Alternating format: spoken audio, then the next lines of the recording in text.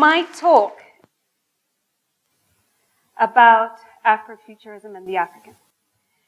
Afrofuturism is considered what speculative fiction, myths, legends, science fiction, and those stories of that genre are to African Americans, Africa, Africa of the diaspora, and black people in general. What Denengi Akem refers it to is what blackness looks like in the future, real or imagined.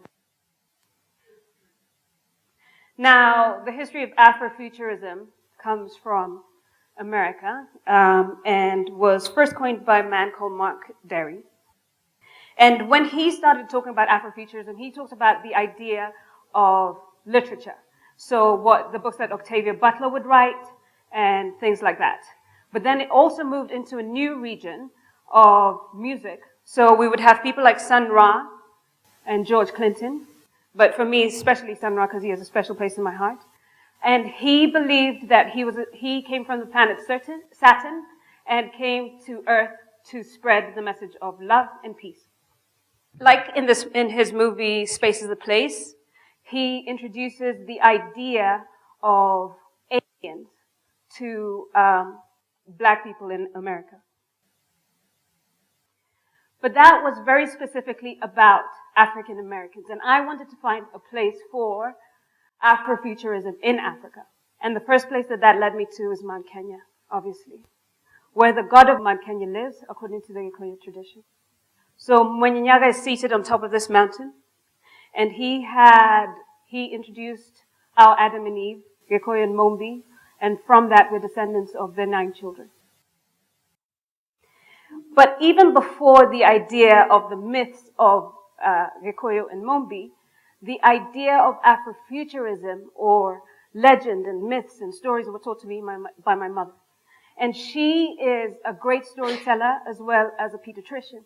So I'd have to say that her stories were truly science fiction. Truly. I remember her telling me stories about the way if I ate a pumpkin, my hair would grow. Or which is strange, if I attached leeches to my nipples, my breast would grow. And also, I didn't. And also, she would talk about the way that in the Kikuyu tradition, if you circle the Muhuma tree 7 times, you would change sex.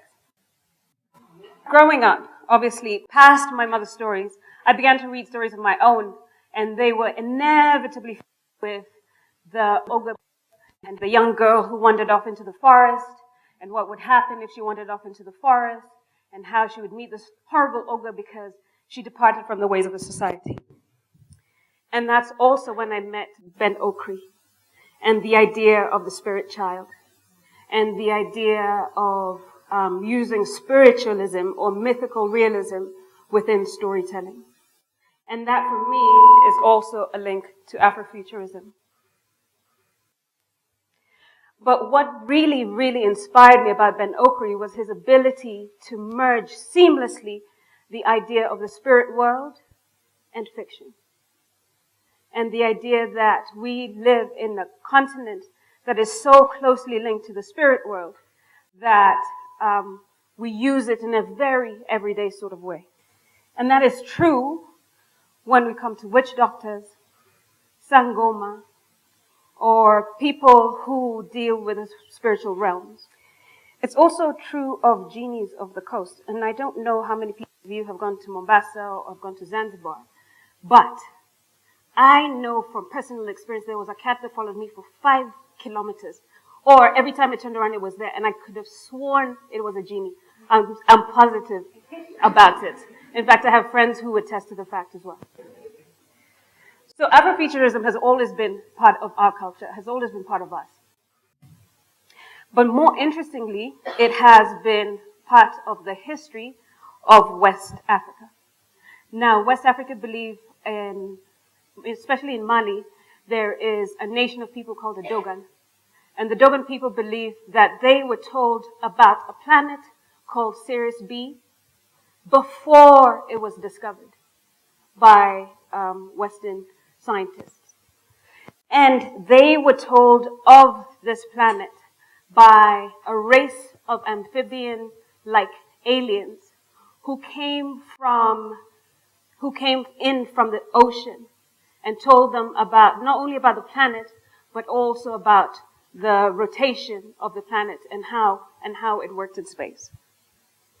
Some of their cave drawings, like these, showed the amphibian features at the bottom of the people, or the people who came to speak to them about this planet, and then was later on discovered. So they had the knowledge in 1930, but it wasn't until the 70s that the actual planet was seen. And if that isn't curious science fiction history, I don't know what is. But also from South Africa, we have people like Credo Mutwa.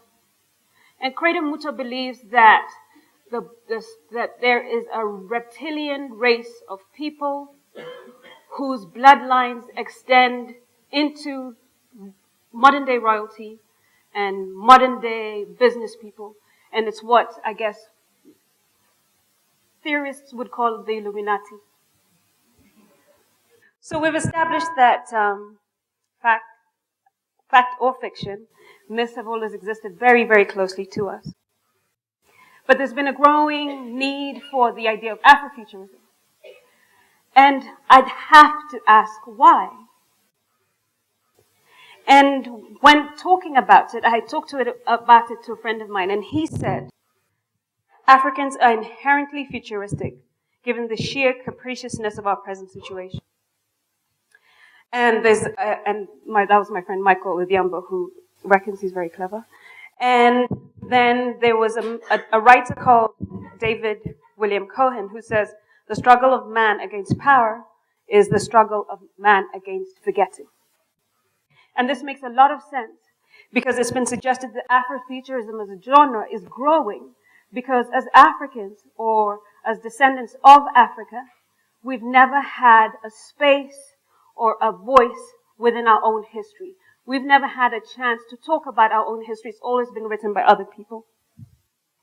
And now, because we don't have a link to our own history, or because we didn't have a grasp on our own history, we're using Afrofuturism to stake a place in the future so that we can strongly identify ourselves in the future.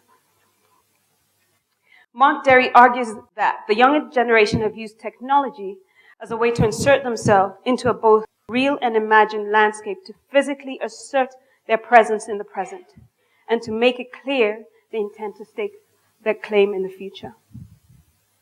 So because we can't reclaim our history, we are now trying to project our own future. And of course, in projecting our own future, we have to ask, where are we doing it? In what spaces are we doing that? In Kenya, we're doing it in music. And we have some of my favorite musicians here as well.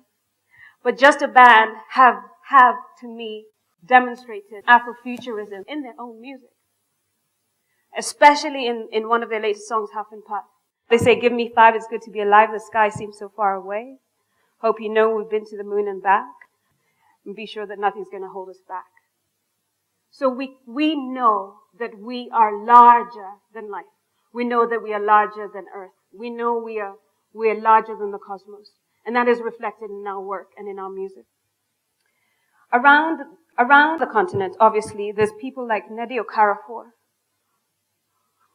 who wrote a book called Who Fears Death? And this is a matte painting done by Yvonne Mwinde, a Kenyan, about the book Who Fears Death? And in Who Fears Death, what Nnedi does is that she uses the idea of manipulating technology as we know it to understand where we are or to be able to grasp our environment. And as Africans, we do that all the time. We use technology that has been used outside of our space or was invented outside of our own spaces and use it in our own ways.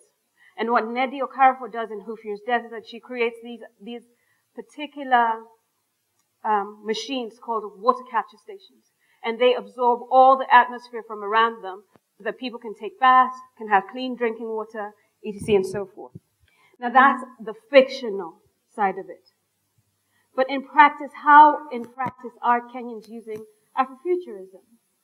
Well, I have to say I would refer to AfriGadgets, the website, which has a plethora of different people doing very inventive, and for me, very futuristic things, including a young 13-year-old called Richard Turere. And what he did is that he created a way to run a flashlight invention, run off a car battery, that keeps predators away from his family's property. And that to me is a very Afrofuturist sense of using technology, but in a very rustic way, in a way that makes sense to us. Now, in my film Pumzi, what I did is that I used the idea of technology, and this is a picture of what we call self-power generators, and there would be these people running on a treadmill, and they would generate electricity in order to power where they lived, right?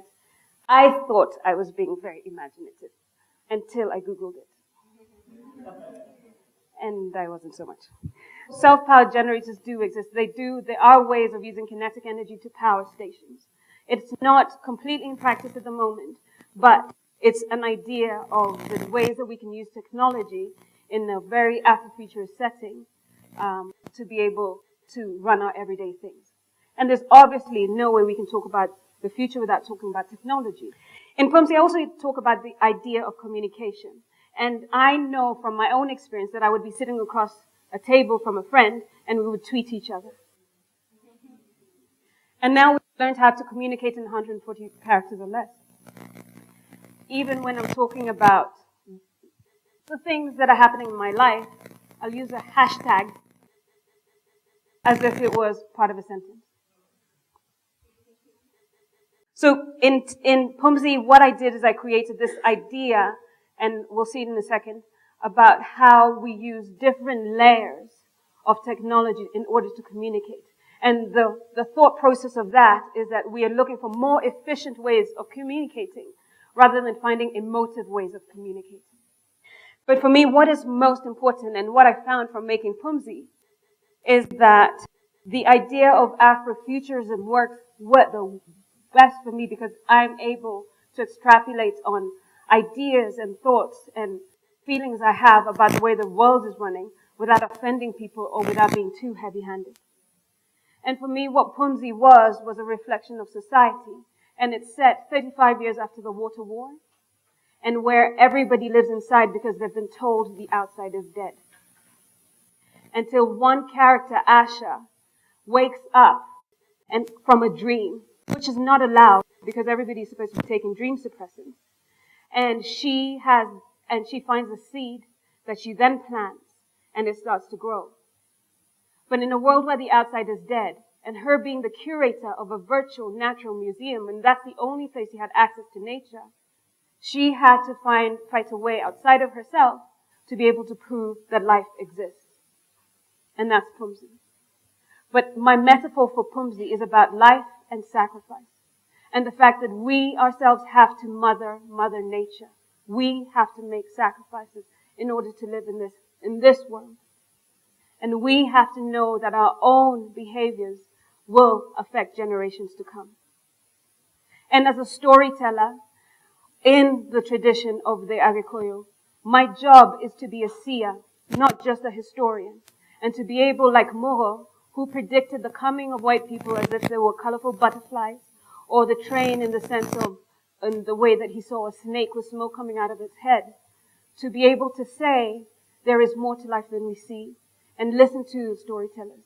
They also have a voice, and their voice is important.